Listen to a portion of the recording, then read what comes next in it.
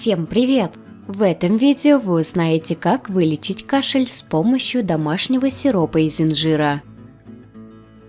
Для приготовления целительной микстуры понадобится всего 2 ингредиента: 4 сушеных инжира и 300 мл молока.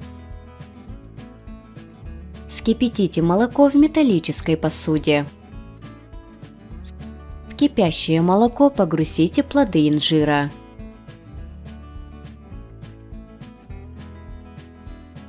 После того, как состав вскипит, накройте его крышкой и томите на медленном огне еще полчаса.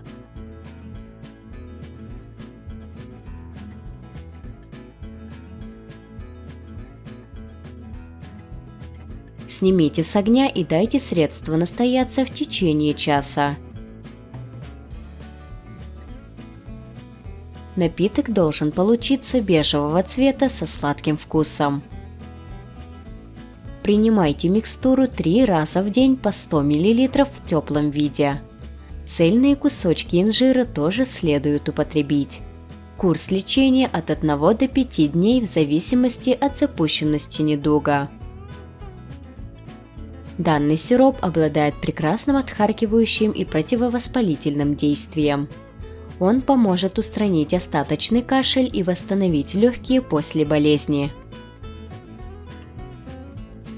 Несмотря на всю свою эффективность и натуральность, от инжирной микстуры стоит отказаться людям, страдающим сахарным диабетом, дисбактериозом, энтероколитом, а также людям с индивидуальной непереносимостью компонентов. В период беременности и лактации прием средства строго по разрешению врача.